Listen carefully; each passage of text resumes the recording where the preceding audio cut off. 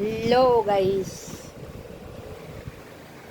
কেমন আছো তোমরা? আমার শরীরটা কদিন ধরে খুব খারাপ ছিল, তাই ভিডিও দিতে পারছি না। আমি খুব ভালো আছি, এখন আপাতত ভালো আছি। ডাক্তার দেখিয়েছি, আজকেই ডাক্তার দেখিয়ে এলাম। তো এই যে আমার মেয়ে এখন ম্যাগি খাচ্ছে, দেখো।